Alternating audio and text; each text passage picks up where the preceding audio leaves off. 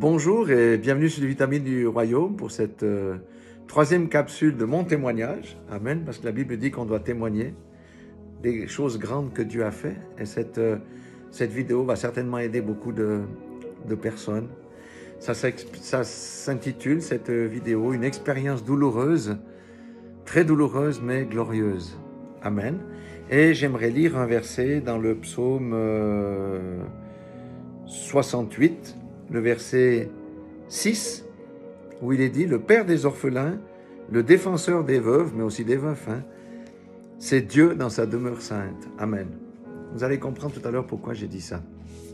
Donc, j'avais connu le Seigneur en 1987, mais comme je l'ai dit, mon cheminement a été très lent, parce que je devais être débarrassé de tous les manteaux religieux que j'avais.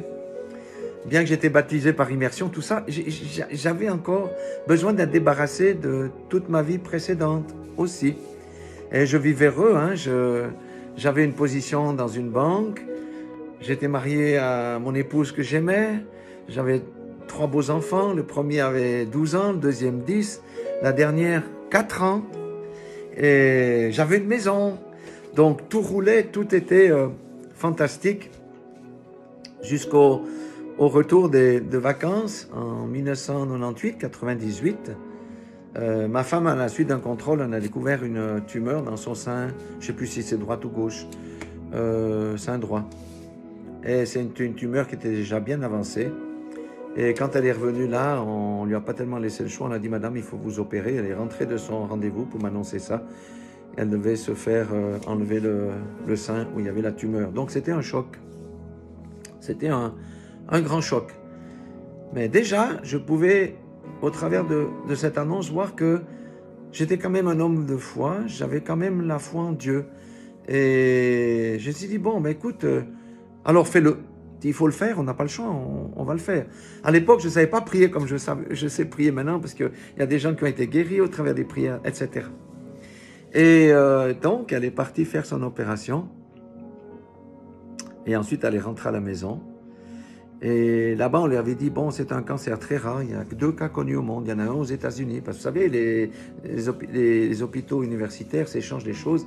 Apparemment, il y avait très très peu de cas, en tous les cas. On avait connaissance d'un cas aux États-Unis, c'est un cancer foudroyant.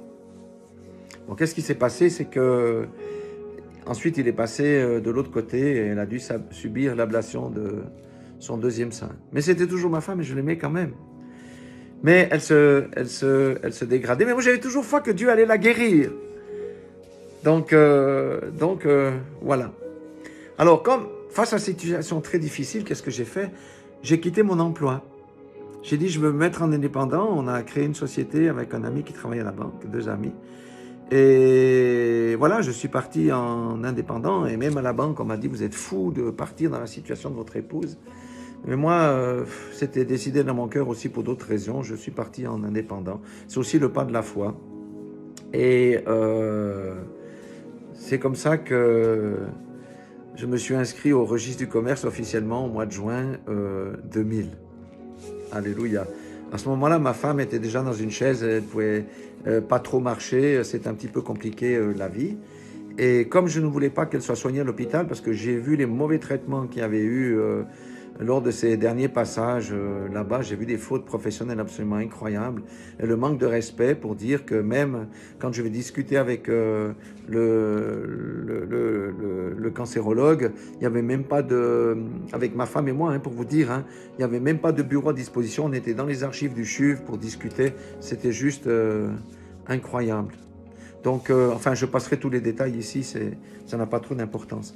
Mais je voulais dire, je ne voulais pas qu'elle soit à l'hôpital, alors j'ai frété une infirmière qui habitait Lausanne, et cette infirmière était d'accord de venir donner des soins naturels à ma femme. Et elle ne m'a pas demandé d'argent, ça c'est vraiment la compassion. Par contre, elle n'avait pas de voiture, ce qui fait que tous les matins, je devais aller la chercher à Lausanne, la ramener. Ça fait quoi, aller-retour, je ne sais pas, 70 kilomètres, tous les jours. Et son état empirait. Mais ma femme, qui était anglicane à la base, ça a été l'occasion aussi de découvrir la parole sous forme d'audio, etc.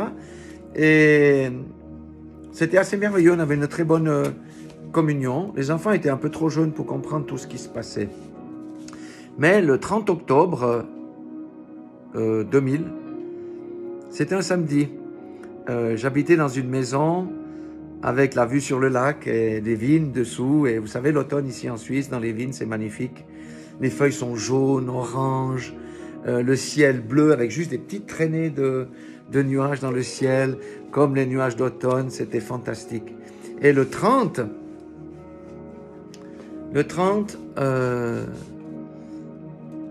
ma femme dit quelque chose alors que j'étais à côté d'elle, dans son lit, parce que des fois je travaillais depuis le balcon. Elle a prononcé une parole, elle a dit « Jésus, je suis fatigué, viens me chercher ». Bon, quand j'ai entendu cette parole, je n'ai rien dit, je suis descendu, j'ai appelé mes parents. Je leur ai dit, écoutez, il faut venir chercher les enfants, il faut... Vous voyez, ça m'émotionne ça. Il faut venir dire au revoir à Claire parce qu'elle va partir. Et mes parents sont venus. Mes enfants sont montés à tour de rôle pour lui dire au revoir. Et mes parents ont embarqué mes enfants pour partir avec eux. Et moi, je suis resté. J'étais calme, j'étais tranquille parce que c'est Dieu qui donne la paix. Et ben voilà, j'ai passé la nuit. Le matin, je me suis levé sans bruit. Comme c'était samedi, j'ai été chercher le journal, j'ai pris mon café. Et je suis monté dans la chambre. J'ai dit, ah, ma femme dort encore. Et j'ai dit, je vais remonter plus tard, je ne veux pas la déranger. Et je suis remonté. Et c'est là que j'ai vu qu'elle était partie dans le coma. Alors je me suis dit, ben, c'est la fin, je vais rester à côté d'elle. Et je suis resté à côté de son lit. Et à 3h de l'après-midi, à 15h, je vous dis, c'est incroyable, incroyable. Il y a je ne sais pas comment expliquer ça, un rayon de soleil à 15h qui est rentré dans la chambre. J'avais la fenêtre ouverte parce que qui est rentré dans la chambre pour aller sur la bouche de ma femme. Et j'ai vu son dernier soupir. Son esprit s'en est allé. Alléluia. Et évidemment, quand on meurt, on a les yeux ouverts. Moi, je ne sais pas comment on fait ça. J'ai appelé une infirmière de l'église où j'allais. Elle est venue, elle a fermé les yeux de ma femme, elle a mis les linges humides dessus. J'ai appelé le médecin légiste qui est venu faire le constat du décès, les papiers et tout ça. Et ils ont enlevé le corps. Mais dans tout ça, la paix de Dieu, une paix extraordinaire, était dans mon cœur.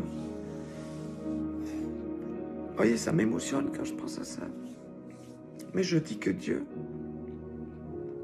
m'a donné une paix incroyable. Et c'est là que j'ai dit au Seigneur, Ésaïe 68, le verset 6, parce que je connaissais ce verset, j'ai dit, Seigneur, mon Dieu, mon Père, tu es le Père des orphelins, le défenseur des veuves. Moi, je suis veuf maintenant. Sois le Père de mes enfants. Et Dieu l'a fait. La vie a été assez difficile là, pendant les 10 années qui ont suivi ce décès ont été assez difficiles. Mais vous voyez, de mes 3 enfants, il n'y en a aucun qui est dans la drogue. Aucun qui est dans l'alcool. Aucune parce que j'ai un fils et 2 filles. Aucun ni aucune n'ont mal tourné. Mon fils est pasteur. La dernière est évangéliste. Alléluia. Et ma fille du milieu, elle, pour la foi, c'est un peu plus compliqué à cause du décès de sa maman. Mais elle a 2 charmants enfants, elle est mère au foyer. Voilà ce que je voulais partager avec vous. Excusez-moi mon émotion, mais ce sont des choses tellement intenses que j'ai vécues. Et j'aimerais vous dire que Dieu est réel. La présence de Dieu est réelle. Parce que je suis plus émotionné maintenant qu'à l'époque, parce que c'est moi qui ai dû soutenir ma propre famille. C'est moi qui ai dû soutenir ma famille anglaise. Dieu m'a donné... une force surnaturelle pour passer au travers de ça. Alors je dis à quelqu'un qui passe une chose difficile, Dieu est toujours avec toi. Dieu ne t'abandonne pas, surtout si tu as des enfants. Cherche-le, il va te trouver. Réfugie-toi chez lui, il va te trouver. Il va te mettre des solutions. J'ai même vu la bonté de Dieu parce qu'il m'a donné une infirmière qui pendant presque une année est venue faire des soins, un peu plus d'une année, faire des soins gratuitement. Vous vous rendez compte? C'est la bonté de Dieu. Dieu m'a allégé le fardeau. Dieu m'a allégé le fardeau. Alléluia. Voilà ce que je voulais partager avec vous. Tout ça pour vous dire que n'oubliez jamais que Jésus vous aime. Vous savez, le malheur, l'épreuve est sur cette terre à cause du péché, à cause de la méchanceté de l'homme. C'est cela, ces choses-là. Dieu n'est pour rien dans ce décès. C'est la vie sur cette terre. Et à l'époque, je n'avais pas la foi que j'avais aujourd'hui. Et peut-être j'aurais fait les choses différemment. Je ne connaissais pas Dieu comme je connais aujourd'hui. Aujourd'hui, je peux dire que je l'ai entendu. Je l'ai vu à l'œuvre concrètement dans ma vie. Et là, ça a commencé là aussi. Donc, je dis à quelqu'un, ne soyez jamais découragé, quelle que soit votre épreuve. Si vous êtes jeté dehors de la maison par votre mari, si vous êtes abandonné par votre femme, Jésus est toujours là à vos côtés. Parce que vous savez, j'ai dit que c'était une expérience très douloureuse, c'est vrai, mais merveilleuse, parce que j'ai vu la bonté de Dieu au travers de ce départ. J'ai vu l'immense amour de Dieu. Et vous savez, une chose que je dois dire aussi, c'est que malgré que ma femme, je l'ai vu, son corps rongé, détruit, elle a très peu souffert. Elle a très peu souffert. C'était vraiment dans les derniers temps où il a fallu donner un peu des doses, mais elle a très peu souffert. Et elle s'est toujours sentie entourée, et ma femme n'a jamais murmuré. Elle ne s'est jamais plainte. Et nous, qu'est-ce qu'on fait pour le moindre des petits bobos? On se plaint et on murmure. Voilà, soyez tous bénis, fortifiés par ce message qui est peut-être un peu émotionnel, mais Dieu est à l'œuvre. Et je sais que ça va parler à quelqu'un. Soyez tous bénis. Dans le nom puissant de Jésus-Christ de Nazareth, c'est lui qui sèche toutes les larmes. Amen. Alléluia. C'est tous ces souvenirs qui remontent à la surface qui font que mes yeux sont un peu humides. Mais mon cœur est en paix parce que je sais que je la retrouverai. Alléluia. Vraiment que Dieu vous bénisse.